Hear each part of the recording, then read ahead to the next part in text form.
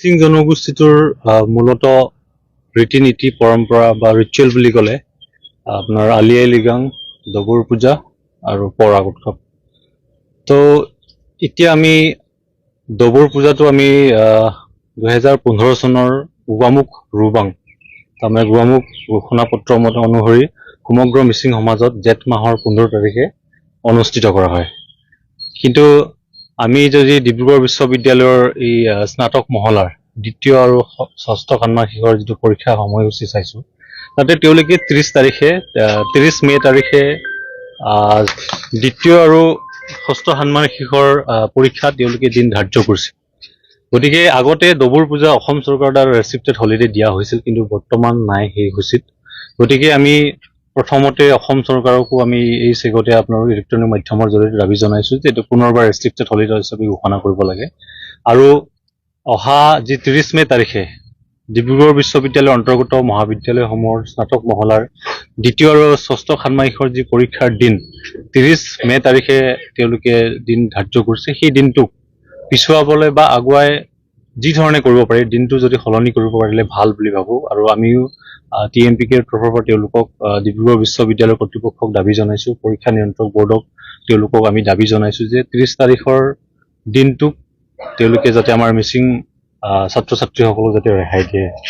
আচলতে মিচিং ছাত্ৰ ছাত্ৰী বুলি নহয়, ডিব্ৰুগড় বিশ্ববিদ্যালয়ৰ অন্তৰ্গত অৰ্ধাংশ মহাবিদ্যালয় মিচিং অধ্যুষিত অঞ্চলত আছে, প্ৰায় 50%। গতিকে আমি বিশ্ববিদ্যালয় কৰ্তৃপক্ষক অনুৰোধ জনাব বিচাৰিছো যে আমাৰ মিচিং জনগোষ্ঠীটোৰ যি ৰীতি নীতি পৰম্পৰা, যিহেতু সেইদিনাখন জেঠ মাহৰ 15 তাৰিখে আমাৰ সেইদিনাখন ডবুৰ পূজা বুলি ক'লে গাঁওখনত ডবুৰ সমগ্ৰ অসমৰ মিচিং অধ্যুষিত গাঁওসমূহত অনুষ্ঠিত হয় আৰু ইয়াতে গেনা কৰা হয় আৰু আমাৰ গাঁওখনৰ মানুহ বেলেগ ঠাইত অহা যোৱা কৰিবলৈ নাপায়।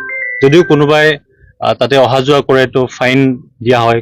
আগতে বহুত কঠোৰ নিয়ম আছিল, কিন্তু বৰ্তমান শিথিলতা কিছু আনি পেলাই সেই ক্ষেত্ৰত অহা যোৱাৰ ক্ষেত্ৰত কিছু নৰম হৈছে। তথাপিতো আমি গাঁওখনৰ যিসমূহ লোক আছে বা আমাৰ সেইদিনাখন আমাৰ ছাত্ৰ ছাত্ৰীসকলে গাঁওখনৰ পৰা ওলাব নোৱাৰিব, তেওঁলোকে এই ৰিচুৱেলত অংশগ্ৰহণ কৰিব লাগিব, গাঁওখনৰ পৰা কলৈকো ওলাই যাব নোৱাৰে।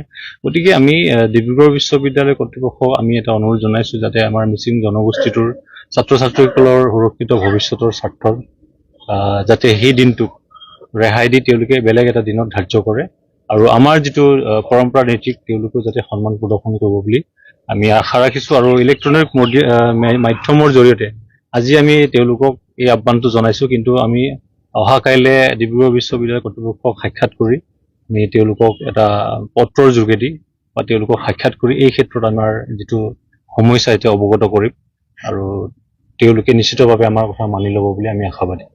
মিচিং জনগোষ্ঠীটোৰ মূলত ৰীতি নীতি পৰম্পৰা বা ৰিচুৱেল বুলি ক'লে আপোনাৰ আলি আই লৃগাং, ডবুৰ পূজা আৰু পৰাগ উৎসৱ। তো এতিয়া আমি ডবুৰ পূজাটো আমি 2015 চনৰ গোৱামুখ ৰুবাং তাৰমানে গোৱামুখ ঘোষণা পত্ৰ অনুসৰি সমগ্ৰ মিচিং সমাজত জেঠ মাহৰ 15 তাৰিখে অনুষ্ঠিত কৰা হয়। কিন্তু আমি যদি ডিব্ৰুগড় বিশ্ববিদ্যালয়ৰ এই স্নাতক মহলাৰ দ্বিতীয় আৰু ষষ্ঠ ষান্মাসিকৰ যিটো পৰীক্ষা সময়সূচী চাইছো, তাতে তেওঁলোকে 30 মে তাৰিখে দ্বিতীয় আৰু ষষ্ঠ ষান্মাসিকৰ পৰীক্ষা তেওঁলোকে দিন ধাৰ্য কৰিছে। গতিকে আগতে ডবুৰ পূজা অসম চৰকাৰৰ দ্বাৰা ৰেষ্ট্ৰিক্টেড হলিডে দিয়া হৈছিল, কিন্তু বৰ্তমান নাই সেই সূচীত। গতিকে আমি প্ৰথমতে অসম চৰকাৰকো আমি এই চেগতে আপোনালোক ইলেক্ট্ৰনিক মাধ্যমৰ জৰিয়তে দাবী জনাইছোঁ যে এইটো পুনৰবাৰ ৰেষ্ট্ৰিক্টেড হলিডে হিচাপে ঘোষণা কৰিব লাগে। আৰু অহা যি 30 মে তাৰিখে ডিব্ৰুগড় বিশ্ববিদ্যালয়ৰ অন্তৰ্গত মহাবিদ্যালয়সমূহৰ স্নাতক মহলাৰ দ্বিতীয় আৰু ষষ্ঠ ষান্মাসিকৰ যি পৰীক্ষাৰ দিন 30 মে তাৰিখে তেওঁলোকে দিন ধাৰ্য কৰিছে, সেই দিনটোক পিছুৱাবলৈ বা আগুৱাই যি ধৰণে কৰিব পাৰি দিনটো যদি সলনি কৰিব পাৰিলে ভাল বুলি ভাবোঁ। আৰু আমিও TMPKৰ তৰফৰ পৰা তেওঁলোকক ডিব্ৰুগড় বিশ্ববিদ্যালয় কৰ্তৃপক্ষক দাবী জনাইছোঁ, পৰীক্ষা নিয়ন্ত্ৰক বৰ্ডক তেওঁলোকক আমি দাবী জনাইছোঁ যে 30 তাৰিখৰ দিনটোক তেওঁলোকে যাতে আমাৰ মিচিং ছাত্ৰ ছাত্ৰীসকলক যাতে ৰেহাই দিয়ে। আচলতে মিচিং ছাত্ৰ ছাত্ৰী বুলি নহয়, ডিব্ৰুগড় বিশ্ববিদ্যালয়ৰ অন্তৰ্গত অৰ্ধাংশ মহাবিদ্যালয় মিচিং অধ্যুষিত অঞ্চলত আছে, প্ৰায় 50%।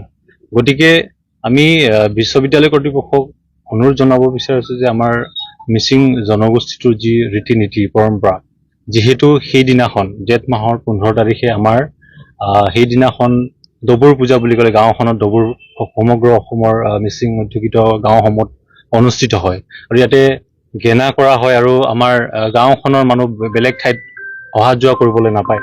যদিও কোনোবাই তাতে অহা যোৱা কৰে তো ফাইন দিয়া হয়। আগতে বহুত কঠোৰ নিয়ম আছিল, কিন্তু বৰ্তমান শিথিলতা কিছু আনি পেলাই সেই ক্ষেত্ৰত অহা যোৱাৰ ক্ষেত্ৰত কিছু নৰম হৈছে। তথাপিতো আমি গাঁওখনৰ যিসমূহ লোক আছে বা আমাৰ সেইদিনাখন আমাৰ ছাত্ৰ ছাত্ৰীসকলে গাঁওখনৰ পৰা ওলাব নোৱাৰিব। তেওঁলোকে এই ৰিচুৱেলত অংশগ্ৰহণ কৰিব লাগিব, গাঁওখনৰ পৰা কলৈকো ওলাই যাব নোৱাৰে।